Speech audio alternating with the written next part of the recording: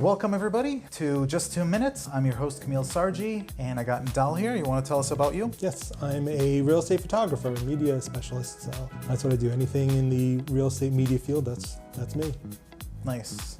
So the way this works is, for the first 2 minutes, I'm just going to ask you some random questions. Try to pick your brain, see how you process things. Okay.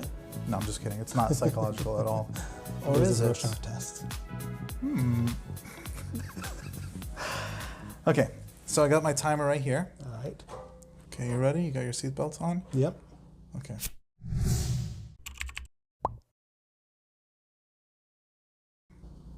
All right. If someone gave you a Big Mac from McDonald's, Yep. would you eat it? Yes. Okay. What else would you get from McDonald's that you would eat? Large fries and probably a soda, but diet soda, of course. Nice, okay. Tell me what color you see when I see these words. Banana. Yellow. Hunger. Blue. Cowboy. Red. Cowgirl. Red. A house. Brown.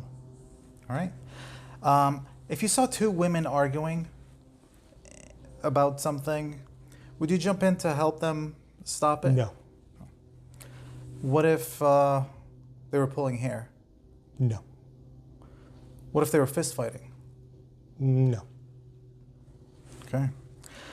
All right. So as far as like conspiracy theories, all right, which one would you say is the most believable out of these two? Global elitists harvest chemicals from kidnapped children to ingest as an elixir for youth, or the government killed every bird and replaced with robots. B. The second one. The last one you just said. Okay. So if they did kill all the birds, do you think maybe they gave them spy equipment to spy on humans? Is that the new birds? Yes. The new with birds. the robots. The robots would definitely have spy equipment, yeah. Yeah. What kind of Mix. spy? Well, equipment? cameras and microphones, I would assume. I would probably guess like some sort of infrared or, telescoping, microphones, the usual. Okay. And as far as okay. Squeeze it in. Uh, Oh man, that was it. You were quick. it was a rapid fire. I was ready. I was ready. So what'd you think? That was interesting. Definitely psychological test. Yeah. Yeah. People wonder how I come up with these questions. I'm not revealing my source. ChatGPT would be my first guess. You don't have to answer. I'm just a crazy guy. I just sit there and I'm like, you know what? Do a little bit of research and just throw that stuff out there. Yeah. So tell me about you and like why you got into real estate photography. Sure. So I've been doing photography for years, actually. Weirdly enough, it was another business that got me into photography where I was taking pictures of just customers and just started developing photography interest from there. And that business was doing well, but I needed to shift my salary out of there and wanted to take my photography and make that my income. And difficulty with photography as a general thing is that finding clients is difficult because there's no real niche. Like you could go wedding photography, but then you'd have to hunt down people interested in getting a wedding, and that's not an easy task. And I'm not a wedding photographer, I never wanted to be. But with real estate, I have a whole group of people that are already interested in potential photographers, agents. And I decided that that was the proper direction I should take my photography. And that's how it began. Started about a little over a year ago. 2023, the beginning, was when I started. I did my first shoots in March and just been going strong ever since. So Nice. So yeah, I see that a lot. Photographers, they're just focused on what they do. They don't want to go off and do other things like wedding. yeah, and, it depends on the photographer.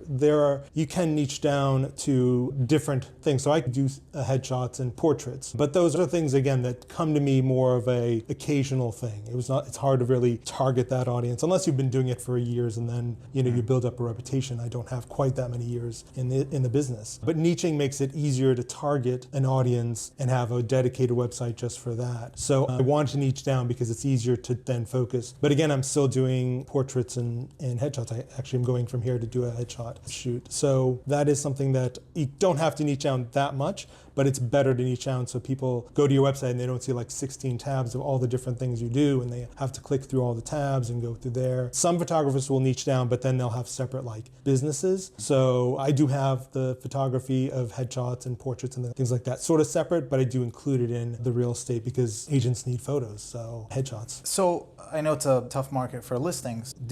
Have you tried, because I know you reached out to agents and try to see, incorporating you into their process of, get a listing, have me do the pictures. Have you tried reaching out to like for sale by owners, FSBO? I have not, and I might only do that like if I'm looking to build a certain part of the portfolio, like I want to do some videos, and so I might reach out and try to just do a video that way and then build up that end of the portfolio. But the difference between the for sale by owners and the agents is that's a one-time thing. I'm not building a client base, I'm building just a portfolio. And so it's better to work directly with the people that you're going to be doing business with, so working with agents and doing like maybe a promo, adding in like free drones or something like that, and then offering something of value, then getting in that way and then building a client base from there. So for sale by owner might be good to just build a portfolio, makes a little bit of money if you're looking for a long-term relationship. Yeah, I'm looking for a client base, not really just, one-time payment. Nice. I know, like, as far as, as an agent going into a listing appointment, sometimes we're like, oh my gosh, this is like so messy, or the lawn is not cut, or like the rug. By the way, what do you think of this rug? It's lovely. You like it? Yeah. Just going in and seeing all that, it's for the seller, it's emotional. Like, right. This is them. This is what they are, but it's hard for us to tell. That's why we bring in a stager or someone to help them organize all the clutter, landscaping. But have you got into a house where it's messy? Yes. And what do? You do the best you can. So it depends on the level of mess. So I've been in houses, especially starting out, that's kind of the houses you get are the ones that I've had hoarders and they just have stuff. I've had just people because they're, a multifamily and they're cramming in a lot of people. Does the agent know this and tell you and warn you? Sometimes I've found I know which agents will give me which properties. And so I go in knowing that this agent hasn't really necessarily done their due diligence in terms of the cleanliness. I do provide like a checklist. Here's the things that you should do. Both the realtor should see it and they should pass it on to the agent. But that doesn't always happen. Or I've had agents where they come with me to the property. Like I'm showing up before them and they're just seeing property. So if it's incredibly messy, there's not much you can do. It just, the shots still come out great, the best they can, but they're still, it's a lived in place. But then there are places that are sort of in that midway where you just have to move, a cup, or you have to move the vacuum or something like that. Like just things need to be moved and shifted. I did a high rise a couple weeks ago and it was just a matter of we shot one room, moved everything into that room, shot another room. It's just because that's a lived in space. I mean, they don't have another place to move to. They have to store it. They don't have, the time or money to store something. So it's like in between that point, you just have to do that. And so you do what you got to do to make it look good. Either the agent has to kind of work with the owners, and I've heard when an agent comes and they're like, oh my goodness, it looks so much different. So they've done their work. Whereas again, that one agent where I come in and they're like, yep, this is it. I'm going to move this one little thing that doesn't affect the photo, but I'm going to move it. You let them do their thing. So you do the best you can with what you have available. What's the best process for you as far as like a real estate agent? So for me, when I go on a listing appointment, I meet with them, I look at the house, try to assess the value, and if they sign the paperwork, we're ready to shoot right then and there. Yeah. What's the best process for you as far as an agent and listing? So realistically, I'm just going by what the agent is directing me in terms of they're trying to schedule it as soon as possible. So on my end, I'm just trying to make sure I'm working with them and for the time and the day and that sort of thing. So there's not much, I guess I'm not sure I understand that part. I only understand when I'm setting it up based on what they're looking for and then walking in and seeing what the house looks like at that point. At that point, I have a process of what I'm doing, when I'm doing the shoot then. So maybe I'm not sure what you mean by the... So everybody's different. For me, I like to get everything done right away. Mm-hmm. So if I go in, of course, I tell them going in to look at the place. So it needs to be neat in case we take pictures. So if that's the case, I go in, I check everything out, look at the you're kitchen. Essentially hiring that photographer, that media person, when you're going in for the listing signing. Yeah. I can have both. A couple days ago, they were filling out the paperwork while I was doing the photos. Nice. And I'd booked it in advance, so they knew they were coming. They cleaned up. A lot of them will make sure they've signed the paperwork before I do the photos. Yeah. Because I've seen issues. I had one where she lost it because it was some sort of scam of some sort, which she didn't anticipate it. I don't know if any paperwork was signed, but she wanted to get the photos done as quickly as possible, and that was just a land. It wasn't anything more. So it was difficult to go in and see the property in advance. So it can be, so some really want to get that signature first before they commit. Some will do, like you say, where you go in with the listing, where you're talking about the paperwork and what to sign or whatever. So I see both. So there's no, on my end, I'm just doing a job. Because we're paying for it, Right. like we want to make sure when we're paying for it, it's like, it's going to happen. Yeah. So that, makes sense. So I always generally assume everything is all set. In the time I've been doing it, nobody's canceled as a result of somebody not signing or somebody not moving forward.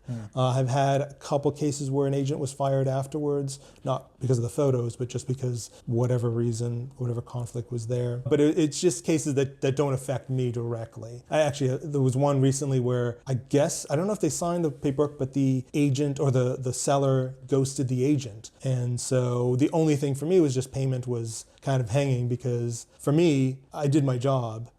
I sympathize. Yeah, I sympathize, but Yeah, that's, we have to take a chance. Right.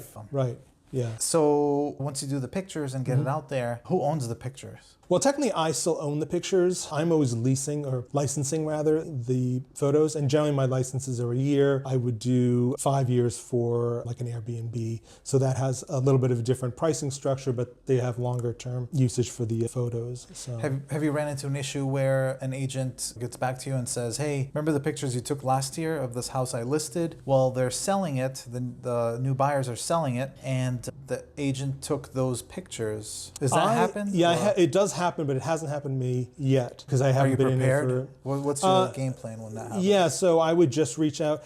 I guess it depends on how it works. My game plan, especially still being somewhat new in the industry, is reaching out to the agent and saying, the new agent, and saying, hey, that was me that took the photos. I'm glad you like them. I'd be happy to do future photos for you. Here's my contact information. And just, considering it done. But realistically, if I've been doing it for a while and if this is happening often, I'll probably ask for a licensing charge, ask them, do a takedown request, and then, or here's my fee for relicensing photos that I've taken, or ideally just going in and taking photos again, because that would just be, that would make everything kosher, and the house could have changed between one owner to the next. The house is, the room is blue, not pink, like it was. So it makes more sense to just go in and take more photos. But there are multiple options to go with. So, the only time closest was I had a house where the agent was fired and then somebody took over and took their own photos, like cell phone photos or something. And I just reached out and said, hey, I've already done this house, so I know the property. Would you be interested in,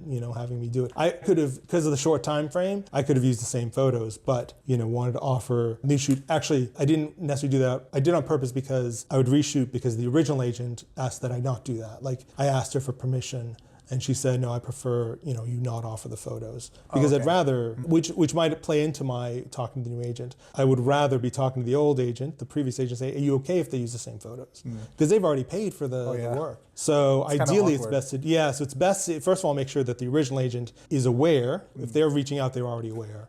If they're not reaching out, then I would ask them about it. But I would ideally take new photos, because like you said, the walls could be different, the kitchen appliances would be different, the counters could be different. So ideally it's best to take new photos. And I'm already familiar with the property, so it makes sense. If you take the pictures and use them, all right, you give me 50%, and then you give the previous agent 50%, and we'll call it even. Something like that, yeah. So speaking of like messy homes, when you walk into the messy home, have you, especially multifamilies, you walked in and you're taking pictures and you're like, oh my gosh, there's undergarments on the wall, like hanging on the wall or on the nightstand, like what? There are things that do not make it into my portfolio. Sex toys, like just... I haven't had anything weird like that. Being part of communities, like Facebook communities, you see a lot of that. Hey, look what I saw. But I have not run into anything wacky. No sex dungeons or anything like that. I'm waiting for that time. I want to be part of that group that runs into those things. You're like, whoa, yeah, what's this room used for? I want to tell that story, So, but no, nothing like that yet for me. Nothing crazy.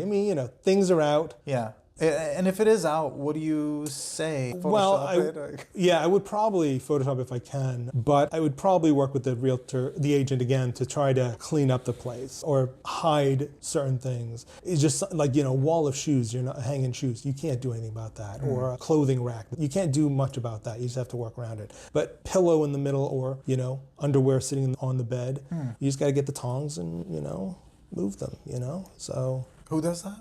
I mean, I got the tongs if I need them. So You do? You No, carry with you? I don't. But there are tools you should have that should be Yeah. like that. Like door stops, you should have Well, you should have tongs because you never know. So I would go into the utensil drawer, yeah, there you go. take 2 forks. There are plenty of Go like options. this, Yep. and then put it back in the utensil drawer. If they won't leave it out like that. It's not your fault. Yeah. Or I would go tell the homeowner and say, hey, you see I'm taking this picture. You see how this underwear is like on the bed? I think you should put it here. You hang it up on the wall, look better in the room. And then this way, when people want to buy it, they'll be like, wow, this is really nice. But that would be on the agent because I don't usually meet the owner. So ideally, I'm not dealing with owners. I'm dealing just with the agent. And occasionally I meet owners, but I, try not to, because they're, like you say, it's their private place. I don't want to, And if it is their private place, keep things private. Don't, Yeah. It is amazing, and I'm sure you've seen plenty of it. It is amazing when you walk into a house that's being sold, not walk into a house that you're talking about selling, is being sold, and it's just in a condition that's like, I have one agent that has a house that it's like there's like the underwear sitting out. It's that kind of thing, and there's no preparation for open houses. According to her, I don't know, I don't see the open houses, but it's like makes it tough to sell the house when not only somebody living there, which is hard enough, but just their personal stuff is all out. Yeah, it's crazy because, I've seen it a few times, and it's mostly in multifamilies because the tenants don't really care how house sells. They actually don't want the house to sell. Right. It's unpredictable what's going to happen with this. Yeah.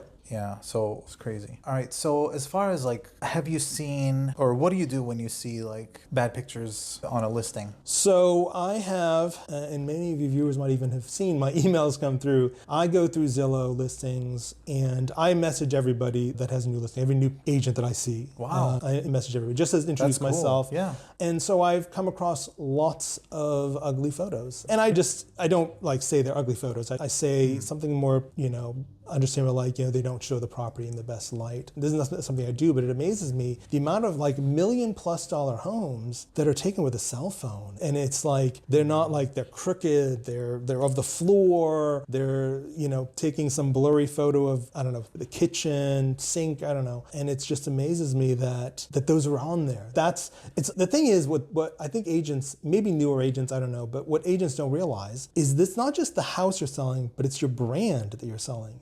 It's you're in those pictures. Obviously they're my pictures, but that doesn't relate when you're looking online. So if you're comparing two different houses and one less expensive, not as pretty house has better pictures and the other one, the $1 million home, has cell phone pictures, you're more inclined to go to the other photos that are prettier, to look at that, to visit those houses. Because usually for us, if we're looking at a listing and our buyer's hey, can we see this house? Because there's not many pictures. And then you look at the picture, it's of the door, the long, you can't really see the room. Yep. So first thing we do is look and see who the agent is. So yeah, branding is super important. Yeah. And having good pictures eliminates the need it does make it easier for the buyer to know that house. Yeah, you're going to get more views and more interest when you have, not just video photos, but videos or 3D tours or floor plans. All that stuff help to get the customer's mind or the buyer's mind into the home and saying, yeah, I can picture myself here. And so that's kind of the goal of those higher end pictures versus the cell phone pictures or bad pictures. I've had agents use other people because they're cheaper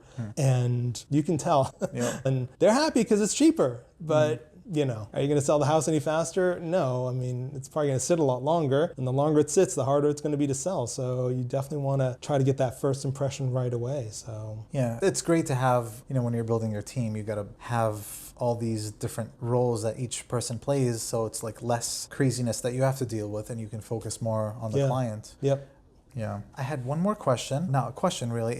I'm impressed in your marketing strategy. Thanks. with the reaching out to listings, like looking up listings and knowing when new listings coming up. How's that been? It's been okay. I think the issue, it's a twofold thing. Yeah. So I've now collected tons of emails and names. And next I'm going to just start collecting phone numbers, but I'm not the best on the phone, so I haven't tried the cold calling approach. But I built up a list. I don't know what to do with it. I'm not trying to email people that aren't actual clients, but I built up a list that maybe I might be able to use.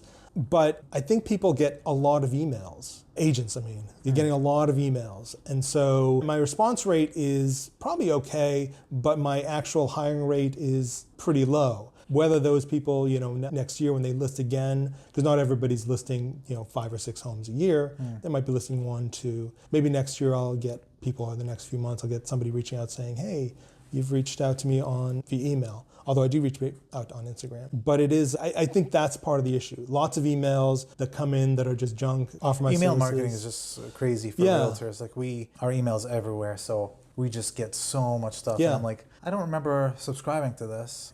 I never subscribed to anything, but I don't, Yeah. It's, I have, tough. in theory, I have an open rate of 78%, which is pretty good, but I don't know what that means. Just click delete, click spam. Click. Yeah. I'll look back at it later.